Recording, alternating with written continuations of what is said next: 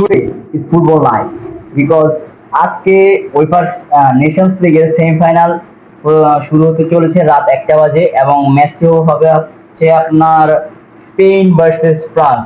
খুবই খুবই high voltage একটা ম্যাচ হতে চলেছে এবং আমি বিশেষ করে খুবই উদ্বিগ্নভাবে বসে আছি বা রয়েছি যে এই ম্যাচটাকে নিয়ে।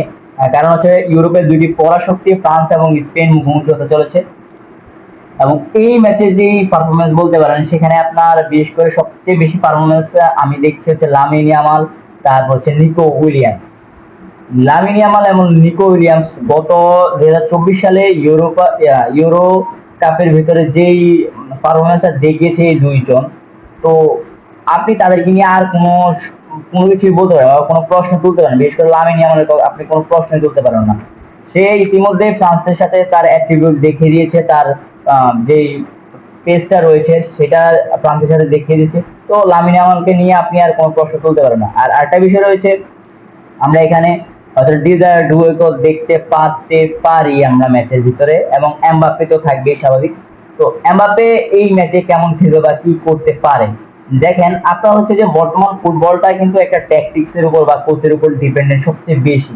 এবং লুইস ডেলা ফুন্তে আপনার এমন একটা এলাইট কোচ যে বর্তমান সময়ে আপনার হচ্ছে স্পেনকে এমন জায়গায় নিয়ে গিয়েছে যেখানে আপনি দলটাকে টাচ করার মতো কোনো দলই খুঁজে পাবেন না, যে এই দলটাকে টাচ করবে এমন কোনো একটা দলই খুঁজে পাবেন না।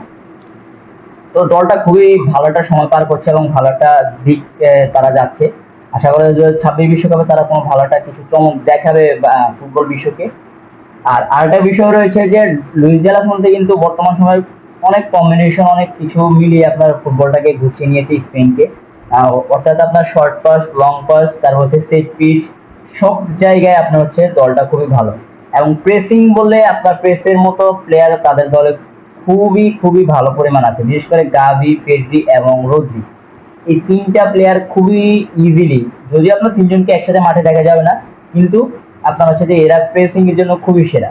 আর একটা বিষয় হচ্ছে, প্রেসিং ফুটবলটা এমন একটা জিনিস যেখানে আপনি একটা প্রেস যখন খেলবেন একটা দলের সাথে, তখন ওই দলের মুখোমুখি বা ওই দলের যে আত্মনির্ভরতা রয়েছে, আত্মবিশ্বাসটা রয়েছে, ওটাকে আপনি ভাঙতে খুবই কম সময় লাগবে। আর সেট পিচের কথা বলতে গেলে আপনার হচ্ছে সেট পিচে স্পেন এই পর্যন্ত খুবই দারুণ একটা পারফরমেন্স দেখিয়েছে। বিশেষ করে ওয়েরেজাবালের যে জার্মানির বিপক্ষে যে গোলটা রয়েছে ইউরোতে, সেটা আসলে অসাধারণ। তো সেট পিচ নিয়ে তাদেরকে প্রশ্ন তোলার কোনো প্রয়োজনই পড়তেছে না। আর আরেকটা বিষয় হচ্ছে, তাদের উইং থেকে কিন্তু ভালো একটা অ্যাটাক আসে, তাই সেট পিচে তারা খুবই কার্যকরভাবে কাজ করতে পারে। এবং তাদের ডিফেন্স লাইনে খুবই ভালো। তাদের মিডফিল্ডও আপনার হচ্ছে যে ওইরকম ক্রিয়েটিভ মিডফিল্ডার রয়েছে। আর অ্যাটাকিং কিন্তু আপনি আছেই Lamine Yamal and Nico Williams. তো স্পেনকে নিয়ে আপনি আর কোনো কিছু বলতে পারেন না। স্পেন স্বাভাবিকভাবে এই টুর্নামেন্টে খুবই হট ফেভারিট একটা দল, এবং আগামী 26 বিশ্বকাপও খুবই হট ফেভারিট একটা দল থাকবে, এবং ফ্রান্সের সাথে খুবই ভালো একটা টক্কর দিতে পারবে স্পেন। এবার আসি ফ্রান্সে। ফ্রান্সের বর্তমান কোচ দিদিয়ের দেশচেম্পেস, তিনি কিন্তু একজন এলাইট কোচ এবং 2018 সালে ওয়ার্ল্ড কাপ চ্যাম্পিয়ন হয়েছে এবং 2022 সালে world cup runner up coach তিনি। তো তাকে নিয়ে নতুন করে কোনো কিছু বলার নাই। এই কোচটা আসলে একজন পাগল বলতে পারেন, ম্যাড বলতে পারেন। কারণ হচ্ছে যে তার মাথায় কি কি চলছে বা কি চালাবে তিনি, এটা আপনি কল্পনা করতে পারবেন না। তিনি যে কোনো সময় যে কোনো প্লেয়ারকে এমন ভাবে মুভ করাবেন, আপনি হয়তো প্রতিপক্ষকে বুঝে ওঠার আগে ধ্বংস করে দিতে পারবে।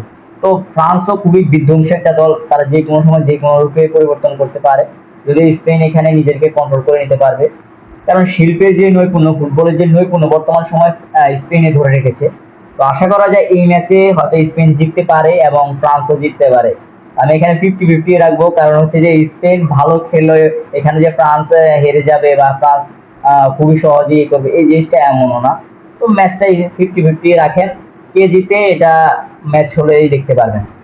আর আরেকটা বিষয় রয়েছে এখানে, আপনার ডিজায়ার ডুয়েকে মাঠে নাও দেখতে পারি, হয়তো আমরা তাকে বেঞ্চে দেখতে পারি এবং স্টার্টিং 11-এ না থাকলে তিনি হয়তো মাঠে নামতে পারেন। তো আশা করা যায় সবকিছু মিলিয়ে ম্যাচটা খুবই ভালো হবে। আর আরেকটা বিষয় হচ্ছে, আগামীকালকে সকালে আপনার 5টা বাজে ব্রাজিল এবং হচ্ছে যে ইকুয়েডরের ম্যাচটা রয়েছে ওয়ার্ল্ড কাপ কোয়ালিফিকেশনের জন্য। তো সেই ম্যাচটা তো হয়তো ফুটবল ফ্যান্সরা যারা রয়েছে তারা দেখার চেষ্টা করবে, হয়তো এই রাত্রি তাদের জন্য না, তারা এই রাতে ঘুমাতে পারবে না। এবং 7টা বাজে আর্জেন্টিনা এবং ব্রাজিল ম্যাচ, সরি আর্জেন্টিনা এবং হচ্ছে যে চিলির ম্যাচ রয়েছে। তো আমি হয়তো এই রাতে ঘুমানোর কোনো চিন্তা ভাবনা করছি না, যদিও হয়তো একটা চেষ্টা করবো একটু ঘুমোতে। আর হচ্ছে যে ম্যাচের 3টি ম্যাচই দেখার চেষ্টা করবো এবং আশা করা যায় এই 3টা ম্যাচই খুবই ভালোভাবে উপভোগ করতে পারবো। তো আশা করা যায় আপনারাও ম্যাচটা দেখবেন এবং হচ্ছে যে ওইটা নেশনস লিগের ফাইনালের জন্য খুবই খুবই ভালোভাবে আমি অপেক্ষা করছি। ধন্যবাদ।